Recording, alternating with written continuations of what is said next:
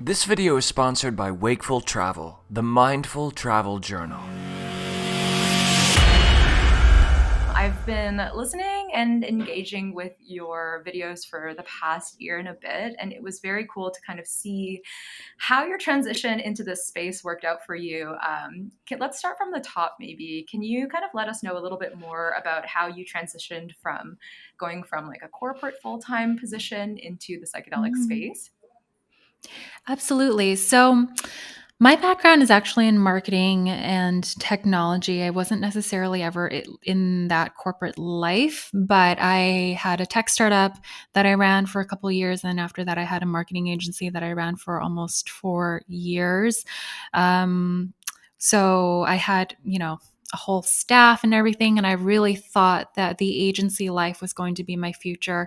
But maybe it took me 4 years to realize that it wasn't meant for me. The grind was really hard, and my personal capacity and what I was built for and meant for, it just didn't live up to what was required for me to continue to be in that space. And I just remember 2018 was when I realized I need to make a change. There was something in me telling me that I needed to go into a different career path. But also on the personal side, this whole time, okay, I just want to say this. I want to share this with you, and forgive me if this is being a little bit too open right off the bat.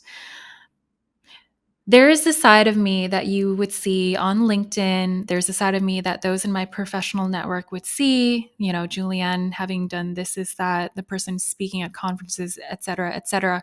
There's also the personal side of me who for so long felt like mental health issues were the greatest challenge of her life.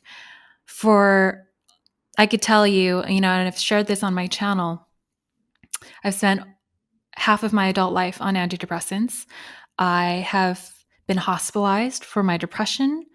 I have gone through years and years of therapy. It just felt like the biggest code that I was trying to crack was my mental health. And maybe that is one of the reasons why I couldn't be happy living the agency life on that grind all the time.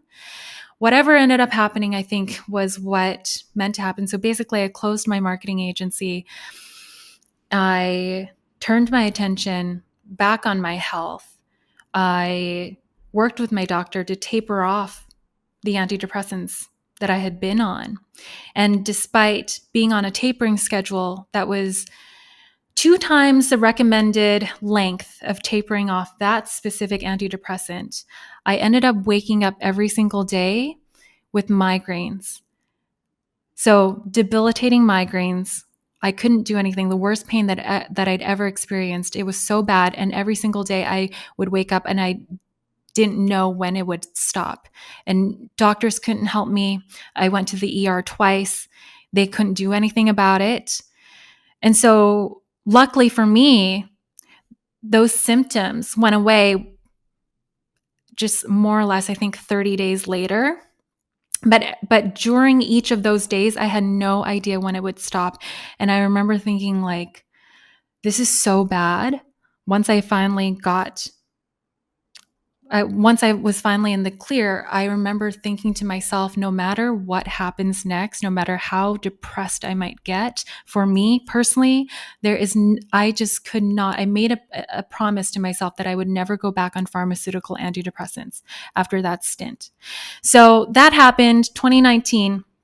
And then around the same time, I was trying to figure out what to do next. And I decided to start a business podcast.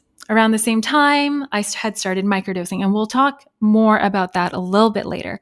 I started a business podcast. I was having conversations with entrepreneurs, and more so, I wanted to hear from them, sort of the more vulnerable aspects of entrepreneurship. There's this whole idea of the entrepreneur being so strong and just being willing and capable of taking on whatever challenges that may come.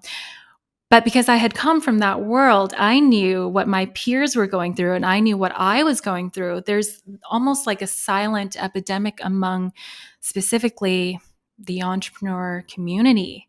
People were struggling with mental health issues. They just weren't talking about it. And so I wanted to create a show or something that would just challenge or invite people sort of just to lift the veil on what it means to be an individual just trying to make things happen. And we're not perfect. We're vulnerable. We have our insecurities. So why not just be open about that? I feel like that would make us all stronger in the end. I did that and it was great. And then COVID happened, kind of put a dent on my plans. And I was like, okay, what do I do next? And I started making YouTube videos. And initially I was just experimenting, seeing what would stick. And like I said before, around the same time I'd started microdosing, and when I decided to microdose, I was of the opinion that, okay, I don't really have anything to lose. I feel like because of my experiences, I had gotten to a point where I was like, I'm willing to try anything. And so I did. And I remember microdosing immediately off the bat. It just felt different. It was different from anything else that I'd tried. And fast forward a few months of doing that, I felt like I wanted to talk about it. So I decided to make a YouTube video sharing my experiences with microdosing, and it kind of took off. And people were telling me that they wanted to see more content like it. And so that's basically how I got started as a psychedelic YouTuber.